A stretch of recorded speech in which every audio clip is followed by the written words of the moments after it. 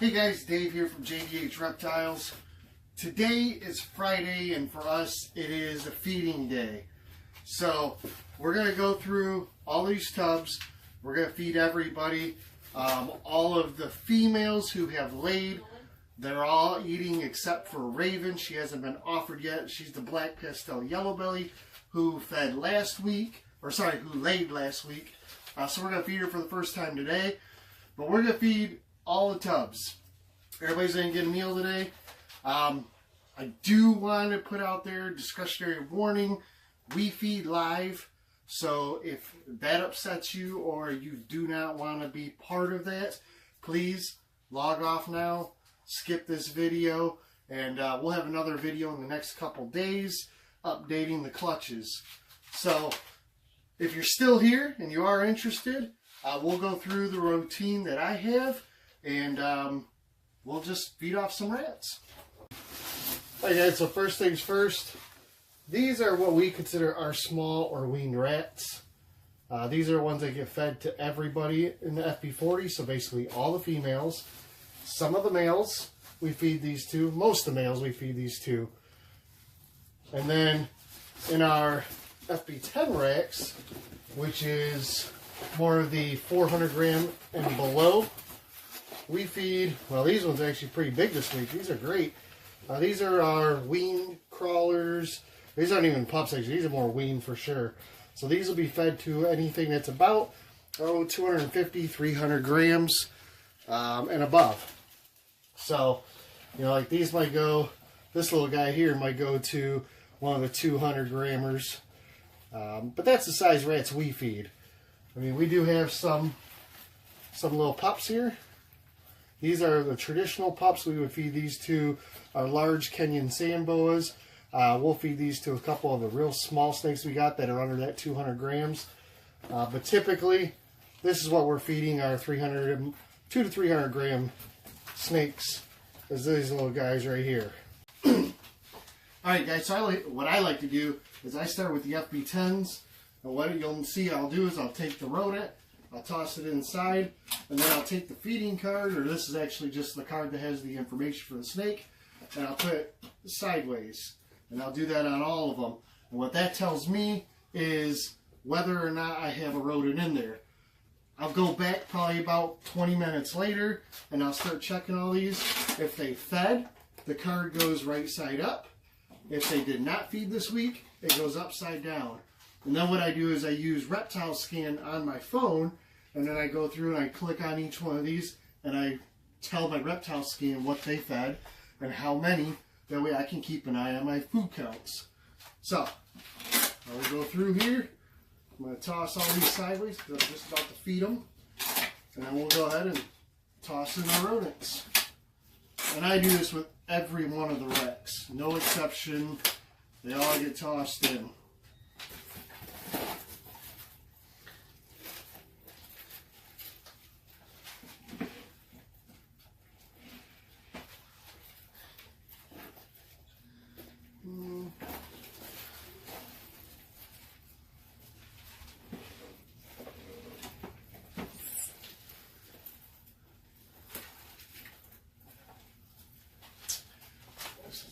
Yeah.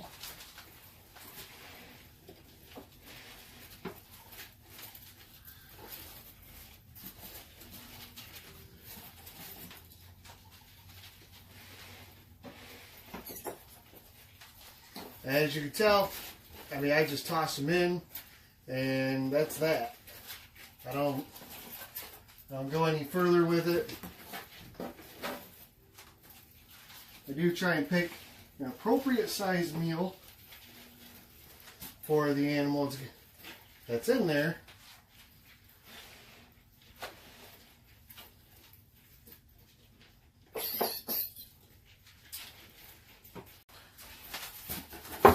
Alright, so that's all for the FB10s. Now I'm going to move on to the 40s. I feed my females first, make sure they get everything, and then the males get fed last.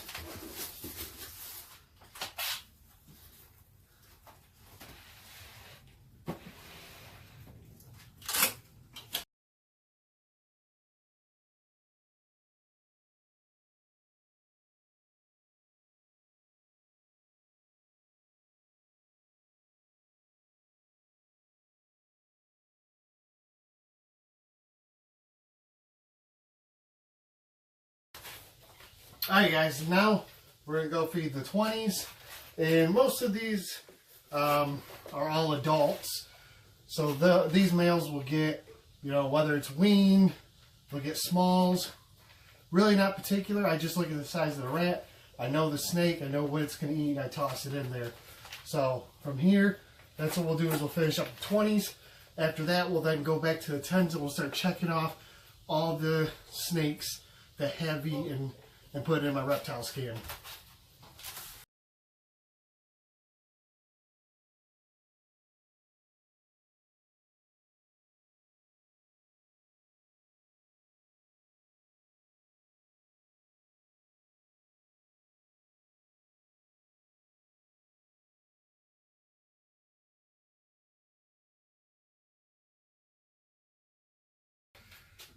Alright, so I'll start at the top, I'll work my way down, and again, if they fed, I'll switch the card around, and then when I'm all done, I'll come back through with my reptile scan, and I'll hit all these and make sure that their meals are recorded so I can keep up on how they're feeding.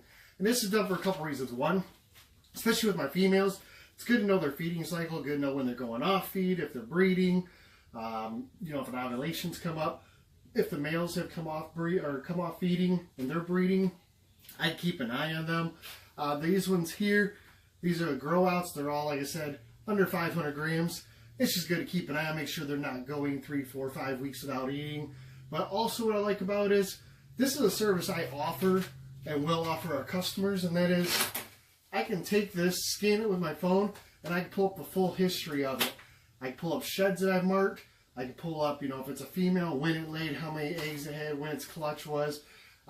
For smaller ones, I could put up when it fed, when it didn't feed. I think that one just took. And that way, what I can do is when I sell a snake, I can offer them all the feeding records or all the history of the snake, which is a plus. At least in my opinion, I would love to know the history of the snake. So this is why I do this. It's another reason why I use the reptile scan. And I think a lot of my customers, not only the ones who have purchased, do appreciate it, but the ones who will, I think it's just a little added bonus for them. Something a lot of people aren't offering, and we do. So actually, I think he just took. So I'm going to start down here at the bottom.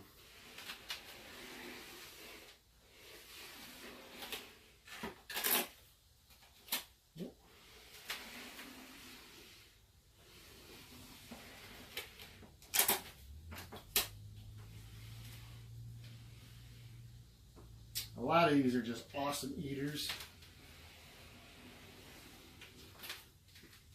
And I never have a problem with them going off feed or not eating.